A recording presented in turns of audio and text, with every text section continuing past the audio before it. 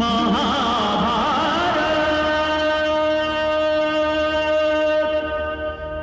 मधुसूदन, दुर्योधन ने अपनी माया से सरोवर के जल को स्थिर कर दिया है। आकेतक ने ठीक ही कहा था, वो यहीं विश्राम कर रहा है। महादेव की सौगंध, यदि आज उसकी सहायता के लिए स्वयं इंद्र भी अपना वज्र लेकर आ जाएं, तो मैं उन्हें भी देख लूंगा। अरे अरे बड़े भैया, इंद्र ने आपका क्या बिगाड़ा है? उन्होंने तो इस धर्म युद्ध में आपकी सहायता ही की है। यदि अंगराज कर्ण से उनका कवच और कुंडल वो भिक्षा में मांगकर न ले गए होते, तो अंगराज कर्ण का वध असंभव था। और यदि अंगराज कर्ण वीर गति को प्राप्त न हुए होते बड़े भैया, तो आज ये क्षण भी न आया होता कि घायल, थका हुआ, अकेला, असहाय दुर्योधन इस सरोवर में बैठा आपकी प्रतीक्षा कर रहा है। दुर्योधन को गिराइए बड़े भैया, इस दुर्योधन को गिराइए, जो अन्याय, अधर्म और अंधकार के दुर्ग की सबसे बड़ी और दृढ़ और विशाल दीवार है।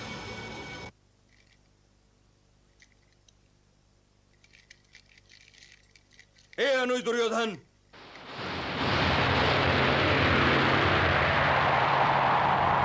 तुम्ही ने शांति के सारे द्वार बंद किए थे। तुम्हारे ही कारण पितामह भीष्म आज वाड़ों की शैया पर हैं।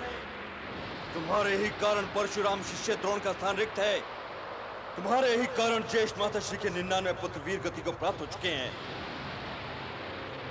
तो तुम वीरों की भांति इस युद्ध का अंतिम स्वागत करने के लिए आगे क्यों नहीं बढ़ते? ये न सोचो कि हम पानी के उस बुलबुले को तोड़ नहीं सकते जिसके भीतर तुम अपने आप को सुरक्षित समझ रहे हो। हे महारथी, या तो पराजय स्वीकार करो या फिर सरोवर से निकलकर युद्ध करो। हे दुर्योधन, तुमने भरत वंश में जन्म लिया है। मृत्यु से भागकर उसका अपमान न करो। यदि राज्य चाहिए तब भी सरोवर से निकलकर या तो युद्ध करो या अपने इस ज्येष्ठ भ्राता से राज्य मांग लो। ज्येष्ठ भ्राता के सामने हाथ फैलाने से अपमान नहीं होता अनुज, अधिकार सिद्ध होता है। हे दुर्योधन, जन्म से कोई क्षत्रिय नहीं होता। क्षत्रिय तो केवल वो है जो अपने कर्म द्वारा यह सिद्ध कर सके कि वो क्षत्रिय है। हे युधिष्ठिर, तुम यह न समझो कि मैं अनजाने पिताओं के 5 पुत्रों के भय के कारण यहां आकर छिप गया हूं। तुम भाइयों ने इस रणभूमि में अपनी कायरता का ही प्रदर्शन किया है। तुमने पितामह भीष्म को कपट से घायल किया। तुमने आचार्य द्रोण को छल से मारा। तुमने मेरे भाई की छाती का लहू पीकर यह सिद्ध किया कि तुम तो मानव जाति के हो ही नहीं। और तुमने मेरे मित्र कर्ण को कपट से मारा। हे पांडवों, तुम तो वीर कहलाने के योग्य नहीं हो। अरे कायरो, तुम तो माता कुंती की कोख का पान हो। तुम सबों के प्रति घृणा की ताप से मेरा अंग अंग जल रहा है और इसी अग्नि को ठंडा करने के लिए मैं जल में उतर आया था। हे कौन्ते, अब ये युद्ध केवल युद्ध के लिए होगा। यदि मैं वीर गति को प्राप्त हुआ तब तो तुम्हारी विजय हो ही जाएगी, किंतु यदि मैं विजयी हुआ तब भी मुझे हस्तिनापुर का सिंहासन नहीं चाहिए। अब मैं हस्तिनापुर का सिंहासन लेकर क्या करूंगा? जो मुझे उस सिंहासन पर बैठा देखकर प्रसन्न होते, वे सब तो जा चुके हैं।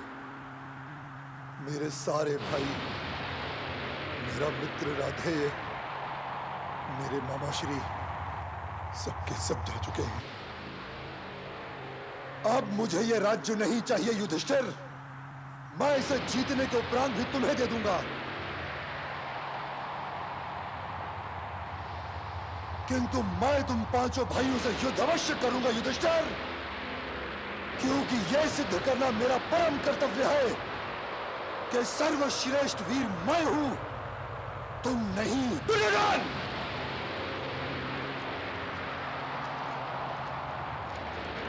ये तुम नहीं बोल रहे हो दुर्योधन, ये तुम्हारी पराजय बोल रही है। जो राज्य तुम हमें देने की बात कर रहे हो वो ना कभी तुम्हारा था ना तुम्हारा है। तुम अब भोगी थे, हमने अपना राज तुमसे छीन लिया है। तुम्हारे पास देने के लिए अपने प्राणों के अतिरिक्त और कुछ नहीं है दुर्योधन, कुछ नहीं है। अपनी जीवा में गांठ डाल अर्जुन। मुझे अकेला न समझ, मैं स्वयं नारायणी सेना से कहीं अधिक एक सशक्त सेना हूं।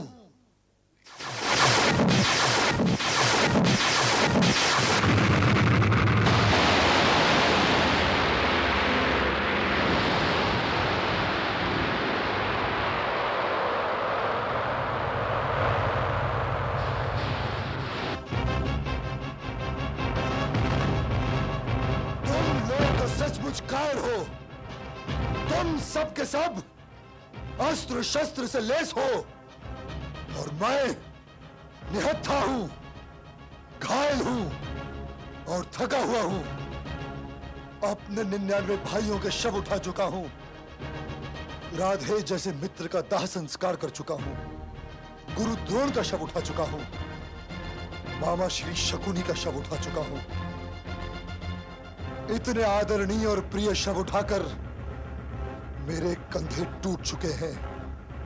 परंतु हे वासुदेव, अपने महारथियों से कहो कि मैं भयभीत नहीं हूं। मेरा अभिमन्यु भी अकेला था दुर्योधन, मेरा अभिमन्यु भी निहत्था था, मेरा अभिमन्यु भी घायल था, मेरा अभिमन्यु भी थका हुआ था दुर्योधन। हाँ, परंतु युद्ध के आरंभ में नहीं, वार्तालाप में समय नष्ट न कीजिए भ्राताश्री। मुझे ये बताइए कि आप सब कायर मुझसे एक साथ युद्ध करेंगे या अलग अलग? हे अनुज, मैं ये जानकर अति प्रसन्न हुआ कि तुम कायर नहीं हो। हे अनुज, तुम सचमुच दुर्योधन हो।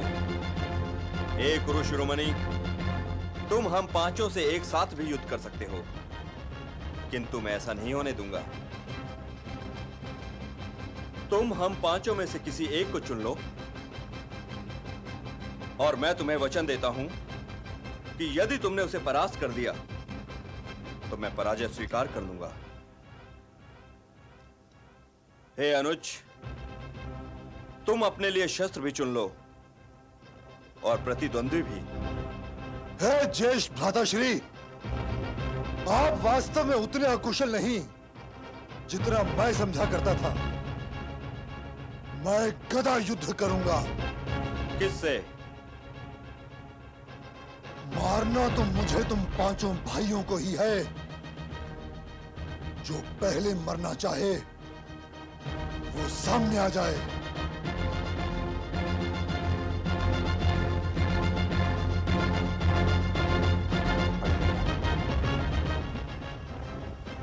कोई वचन देने से पहले सोच लेना चाहिए था। आप में से कोई भी दुर्योधन को गदा युद्ध में हरा नहीं सकता, मजले भैया भी नहीं। आपने हाथ में आई हुई विजय पुरस्कार की भांति दुर्योधन को दे दी। अब तो मैंने वचन दे दिया है वसुदेव। महादेव भी यही करते हैं और उनके वरदानों को संभालने के लिए क्या क्या करना पड़ता है ये कोई नहीं जानता। किंतु मैं महादेव नहीं हूं वसुदेव।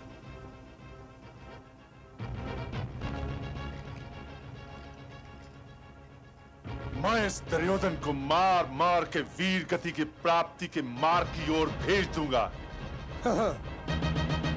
यदि अकेले युद्ध करने का साहस ना हो रहा हो भ्राताश्री, तो पांचों आ जाइए और यदि जी चाहे तो अर्जुन के सारथी यशोदा नंदन को भी ले आइए। आ जाओ। दुर्योधन! हट जा अनुज।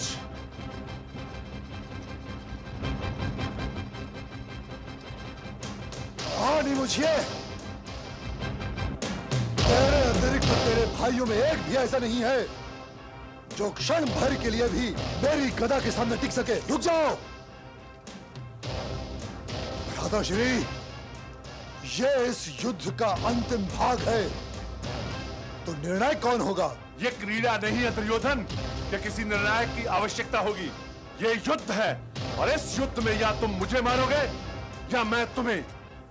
किंतु युद्ध आरंभ होने से पहले एक बात जान लो कि मैं ये युद्ध अकेला नहीं लड़ रहा हूं। मेरे दाएं कंधे की रक्षा के लिए लाक्षागृह की अग्नि है और मेरे बाएं कंधे की रक्षा के लिए कपटी शकुनी के पासों की याद है और मेरी छाती की रक्षा के लिए द्रौपदी का अपमान है।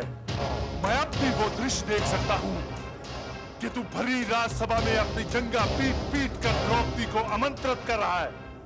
तुमने रणभूमि में शव बोए हैं दुर्योधन और अब स्वयं अपना शव का चिल्ला क्यों रहे हो भीम?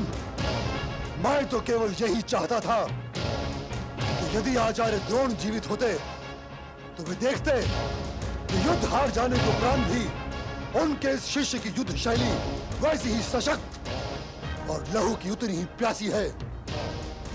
किंतु वे तो आ नहीं सकते, तो फिर गुरु बलराम ही होते। तुम तो उनकी बुआ के पुत्र हो भीम, किंतु उन्होंने स्वयं मुझसे कहा है कि तुम पांचों भाई मिलकर भी गदा युद्ध में मुझे हरा नहीं सकते। यदि वे होते तो तुम्हें मृत्यु के मार्ग पर भेजता देखकर अति प्रसन्न होते। ठहरो दुर्योधन, पहले कवच पहन लो। भीम से युद्ध करने के लिए मुझे किसी कवच की आवश्यकता नहीं है भ्राताश्री। फिर भी यदि आप चाहें तो मेरा कवच और मुकुट मेरे शिविर से मंगवा दीजिए। अवश्य अनुज, अवश्य। और तुम्हारा कवच लाने के लिए मैं किसी दास को नहीं भेजूंगा। सहदेव।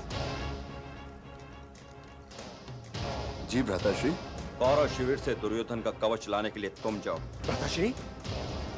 दुर्योधन जैसे योद्धा का कवच उठाना सम्मान का विषय है प्रिय अनुज। जाओ सहदेव। जो आज्ञा भ्राताश्री।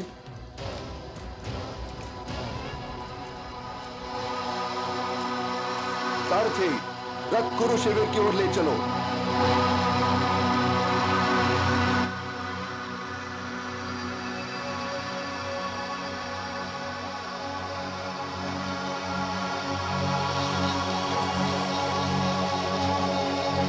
आपके विचार से इस युद्ध का परिणाम क्या होगा?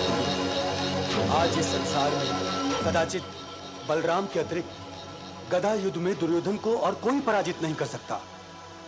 अतः युद्ध में पराजित होने के उपरांत भी विजय श्री मित्र दुर्योधन को ही मिलेगी।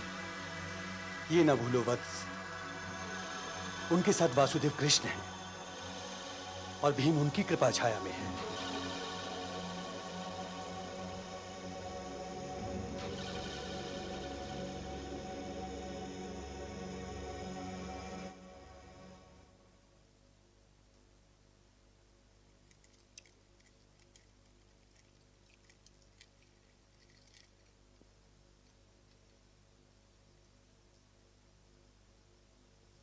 सहदेव। प्रणाम ज्येष्ठ माताश्री। आयुष्मान भव पुत्र।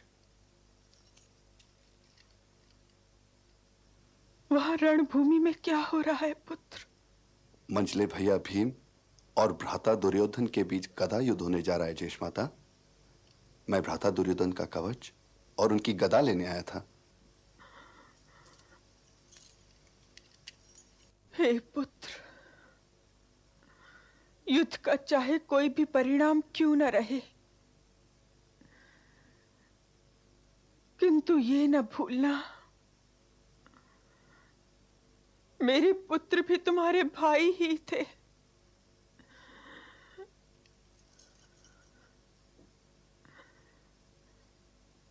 कुंती से मिले? उनसे तो हम लोग विजय के उपरांत ही मिलेंगे ज्येष्ठ माताश्री। इधर आया था तो सोचा आपके भी दर्शन करता चलूं। वहां मेरी सब प्रतीक्षा कर रहे होंगे। अब मुझे आज्ञा दीजिए। जीवित रहो पुत्र। ये हस्तिनापुर के माताओं का दुर्भाग्य है